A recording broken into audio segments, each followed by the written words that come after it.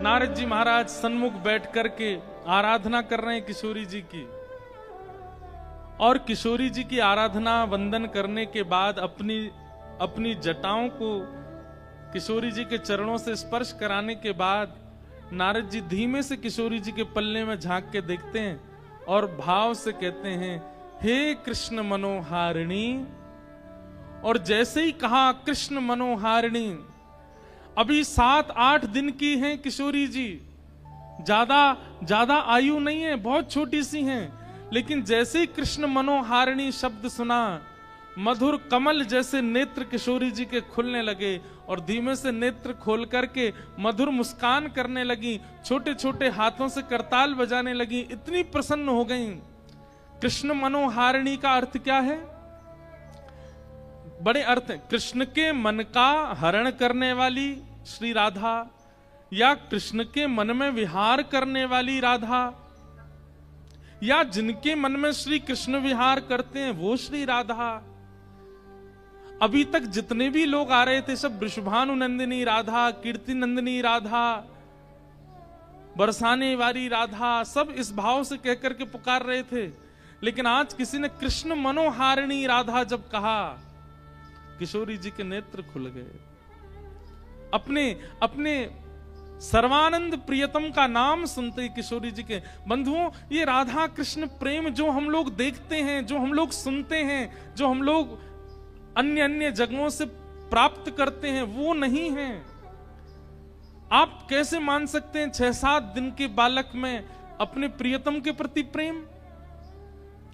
7 दिन के बालक को क्या बोध होता है? अरे वो ठीक से आंख भी नहीं खोल पाता।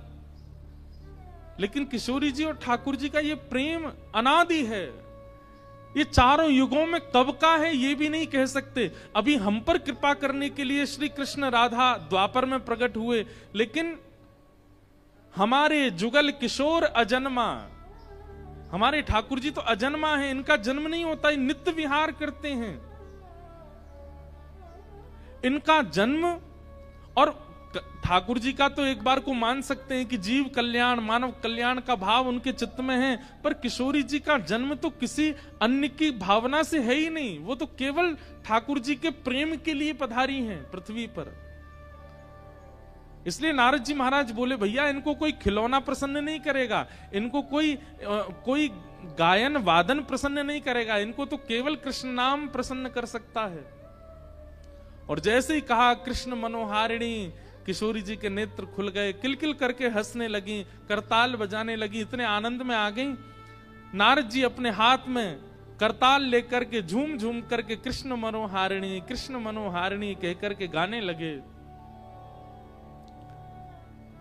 बाहर बैठे प्रतीक्षा कर रहे श्री वृषभानु जी को नन्ही सी बालिका की स्वर सुनाई देने लगा, हंसी का, उन्माद का, प्रसन्नता का वह स्वर उनके कानों में जाने लगा। वृषभानु जी बोले, ये इतनी जोर जोर से बालक हंस रहा है, ऐसा लगता मानो जैसे 6-7 महीने का बालक कोई मुस्कुरा रहा हो, हंस रहा हो। धीमे से एक खिड़की खोल करके भीतर देखा तो श्री नारद जी अपने हाथ में करताल लेके उन्माद कीर्तन कर रहे हैं, श्री कृष्ण मनोहारिणी। और पलना में 7-8 दिन की किशोरी जी उठ के बैठ गई हैं और बैठ के करताल बजा बजा करके खूब आनंद से हंस रही हैं, आनंदित हो रही हैं। वृषभानु जी को पहले तो विश्वास ही नहीं हुआ, ये कैसा दृश्य।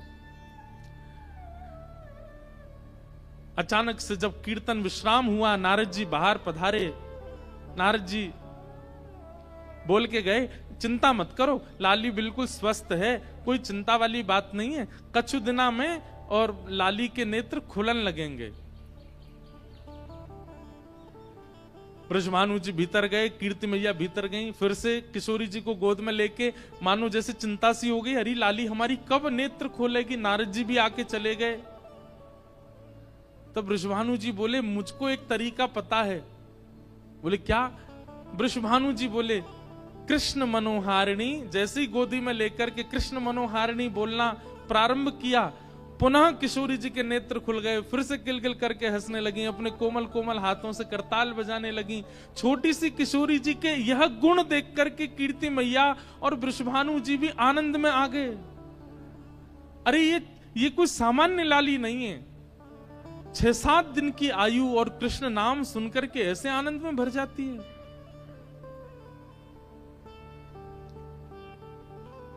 ऐसी हमारी किशोरी जी, कृष्ण नाम बहुत प्रिय है, कृष्ण शब्द बहुत प्रिय है श्यामा जी को। पूरे ब्रजमंडल में उत्सव मन रहे हैं।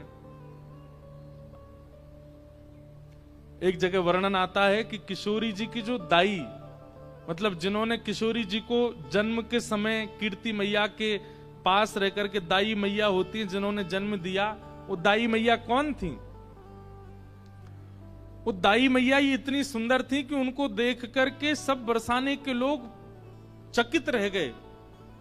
हमारे वृंदावन साहित्य में वर्णन करते हैं कि किशोरी जी को जन्म देने के लिए दाई का रूप धारण करके स्वयं पार्वती जी आई थी, और पार्वती जी ने आकर के कीर्ति मैया का जो प्रसव काल का समय होता है और जब बालिका जन्म लेती है उस समय की जो भी क्रिया होती है वो सब हमारी श्री पार्वती जी ने पूर्ण की है। वही दाई मैया बन करके आई, रूप बदल करके आई, थोड़ा नाम बदल के आई, लेकिन किस रूप में?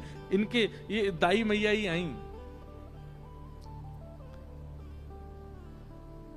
महादेव के मन में आयो कि आप तो दर्शन करके आ गई, अब हमारी बारी है दर्शन करवे की। आहा,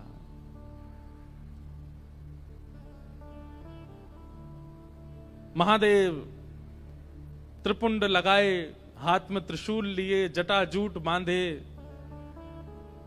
1 वर्ष पहले तो नंदगांव गए थे, वहां लाला को दर्शन करके आए। अब 1 वर्ष बाद जब बरसाने पधारे हैं,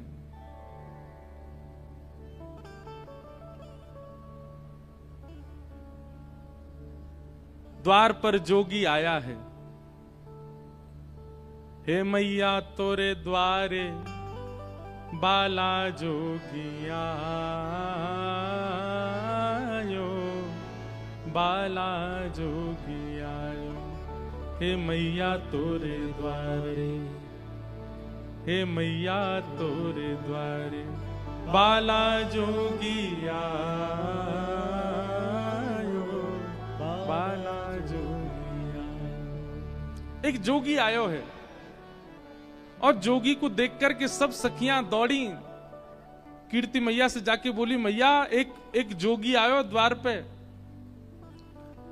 अंग भभूत गले मुंडमाला, श्रृंगी नाद बजायो। हे मैया तोरे द्वारे बाला जोगी आयो। कीर्ति मैया बोली, खूब सारे रत्न दे दो, खूब सारे आभूषण दे दो। तभी एक गोपी बोली, मैया ये गलती मत करियो, यही गलती नंदरानी यशोदा ने करी। बोले कैसी गलती? बोले उनने भी लाला को दर्शन नहीं करायो और रत्न आदि देकर के भेजनो प्रारंभ कियो। ऐसो रोयो कन्हैया, ऐसो रोयो कन्हैया, कोई तो शांत नहीं भयो। फिर वह बाबा को भीतर ही बुलानो पड़ो, और यही बाबा ने जाय करके ऐसो मंत्र फूंको, लाला आज तक अला बलानते दूर रहे। इतने बड़े बड़े राक्षस आ जाएं फिर भी लाला को कोई बाल बांको ना करे। अरे पूरे गोकुल में तो यही हल्ला है कि यही बाबा की बभूति ते ही लाला की रक्षा होवे। मैया हमारी लाली ऐसी सुकुमारी जन्मी है, आप या बाबा को बाहरते बाहर मत जान दो, भीतर बुलाए लो, और या जोगी बाबा ते ने लाली के बारे में पूछ लो। आहा, बंधुओं, महादेव सतत राम नाम जपते हैं, ये तो सबको पता है, पर महादेव के कंठ में, महादेव के हृदय में, महादेव के चित्त में सदा श्री किशोरी जी का गुणानुवाद चलता रहता है, ये हमारे ब्रज के लोग ही जानते हैं। राधा कृपा कटाक्ष स्तोत्र का निर्माण स्वयं महादेव ने किया है। महादेव भीतर पहुंचे, जैसे ही किशोरी जी का दर्शन किया, नेक सी लाली को देख करके महादेव तो मंत्र मुग्ध हो गए। अपने डमरू का नाद करने लगे, वहीं नृत्य करने लगे। और किशोरी जी ने जैसे ही देखा महादेव को नृत्य करते हुए देख, महादेव को किशोरी जी आनंदित हो गईं, खिलखिल करके हंसने लगे। कीर्ति मैया ने कही, हे जोगी बाबा आप आए हो, मेरी लाली के बारे में कुछ बताओ ना। मेरी लाली को ब्याह कब होएगो और कौन ते होएगो। मुझे तो अभी ते चिंता लगे, ऐसी सुकुमारी ऐसी प्यारी लाली मेरी, या को भरतार कौन होएगो।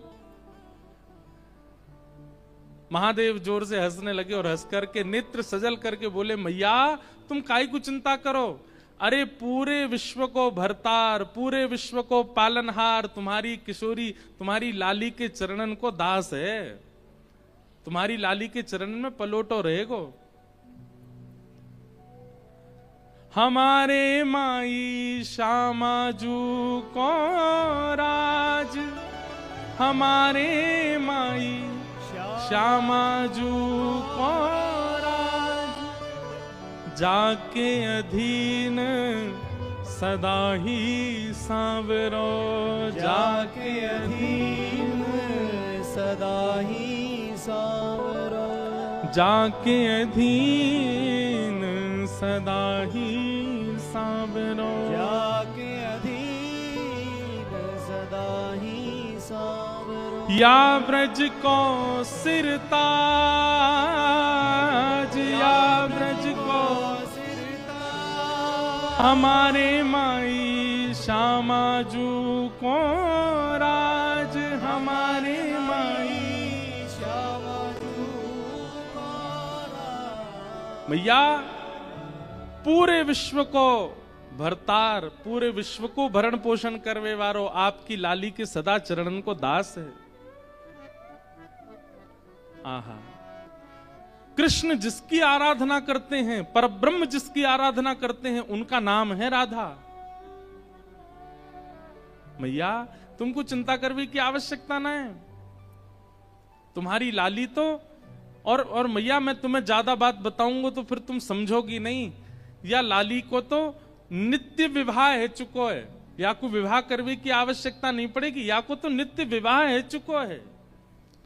ये तो जीवात्मान पर कृपा करवे के लिए और बड़े प्रेम के समुद्र को प्रस्तुत करवे के काजे जन्म भयो। लाली को तो ब्याह है चुको, ये तो नित्य विवाहिता है। कीर्ति मैया बोली, बाबा मोह तो तेरी बात पल्ले नहीं पड़ रही, का कह रहो मेरी लाली नित्य विवाहिता है। बोले बाबा, बोले मैया तुम नहीं समझोगी, तुम नहीं जानोगी। खूब सुंदर सुंदर यश गाया किशोरी जी का। कीर्ति मैया बोली, बाबा कछु मांग ले, इतनी दूर ते चल के आयो, कछु ले ले मुते। महादेव बोले, बोले मैया देनो है तो एक वस्तु दे दो। बोले कहा, अपनी या लाली की उतरन दे दो, या कि कोई पोशाक जो याने पहनी हो वो मुकु दे दो, कोई उतरन दे दो। बोले उतरन को कहा करेगो बाबा, तू तो इतना बड़ो लंबो चौड़ो, मेरी लाली नेक्सी सी, बाकी उतरन कहां पहने को। बोले मैं ना पहनूंगो, मेरी जटा पहनेगी। और नीली झंगुली, छोटे छोटे बालक पहनते हैं, थोड़ी नेक नीचे से खुली हो, ऐसी झंगुली, नीली झंगुली किशोरी जी की जो उतरन है वो महादेव को प्रदान करी। महादेव ने तुरंत लेकर के अपनी जटान ते बांध ली और जटा में बांध करके बस प्रणाम करके आनंदित है गए। बोले मैया बस अब बस यही कृपा करियो, आपकी लाली के श्री चरण सदा मेरे चित्त में विराजे रहें, सदा मेरे चित्त को आनंदित करते रहे। ऐसे महादेव किशोरी जी को दर्शन करवे के काजे आए। सब आनंद में भर रहे हैं। किशोरी जी के बाल्यकाल के कुछ सुंदर लीलाएं, उनके पद हैं।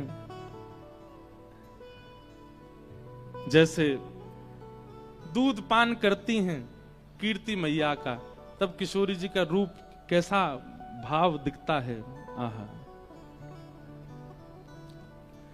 किशोरी जू को कीरति दूध पिलावे, किशोरी जू को कीरति दूध पिलावे। गोद मोद ले बदन बिलोकत, गोद मोद ले बदन बिलोकत।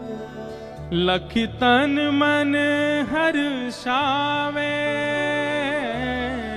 लखी तन मन हर्षावे, किशोरी जू को कीरति दूध पिलावे, किशोरी जू को कीरत दूध पिलावे। गोद मोद ले वदन विलोकत, अपनी गोद में किशोरी जी को लेकर के कीर्ति मैया खुद ही मोहित हो जाती हैं लाडली जी के मुखमंडल पर।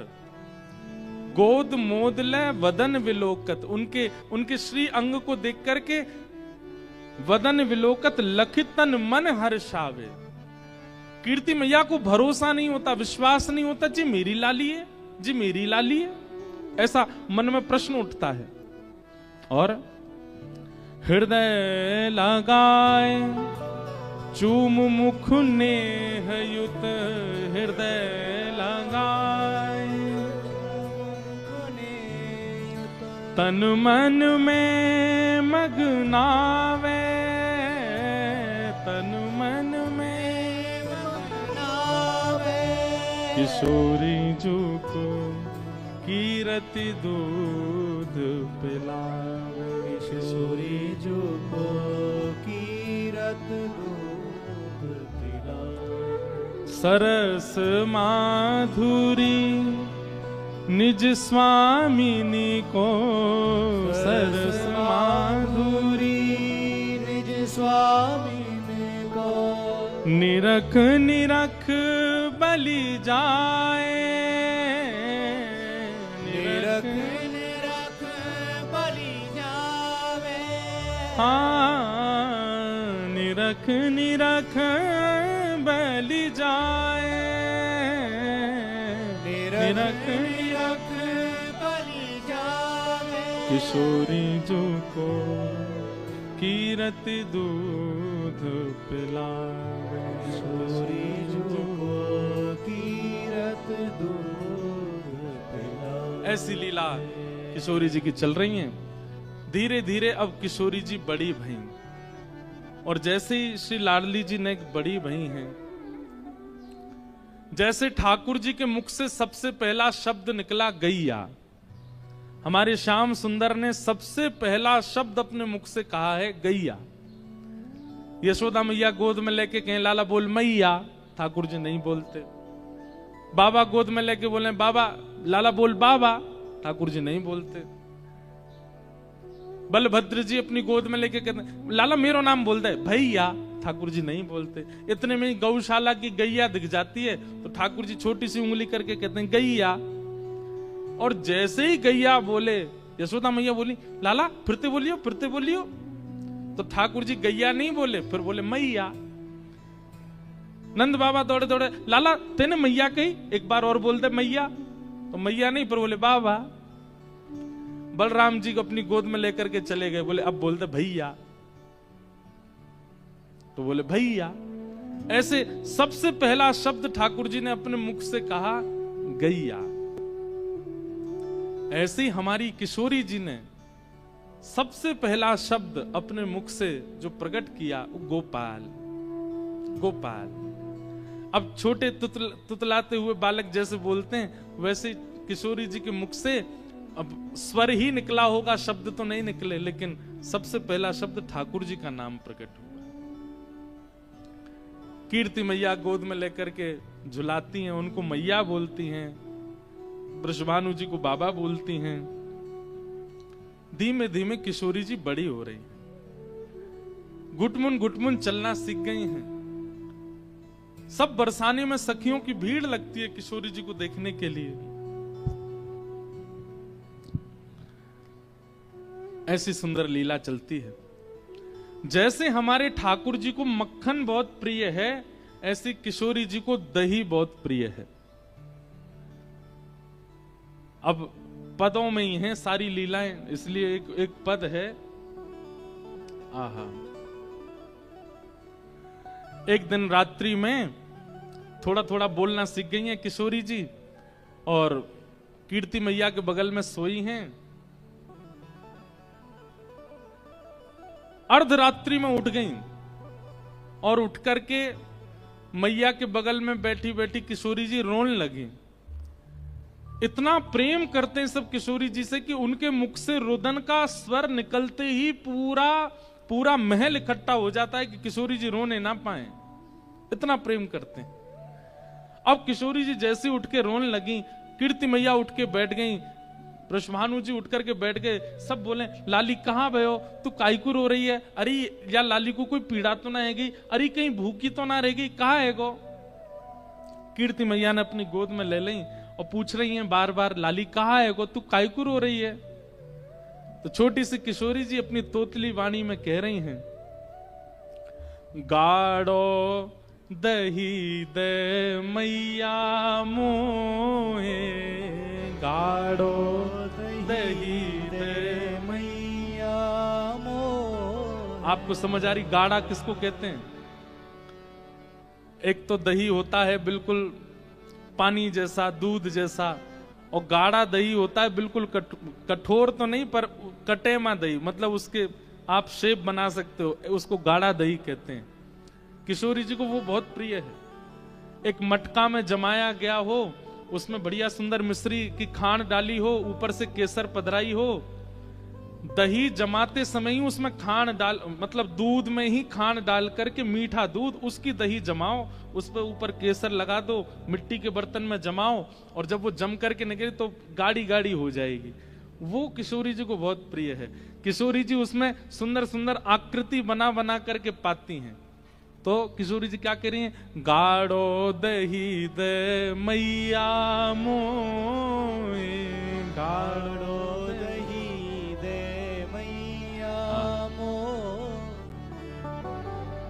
भोर लगी भूख श्यामा को, भोर लगी भूख श्यामा को, बोलत है तुतराई, हाँ बोलत है तुतराई। कहाँ बोल रही हैं?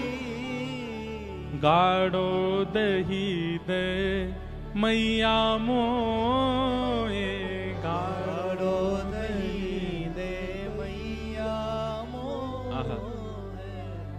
सोए रही कीरत रानी जहां, सोए रही कीरत रानी जहां, मचल देत है जगाए श्यामा, मचल देत है जगाए श्यामा।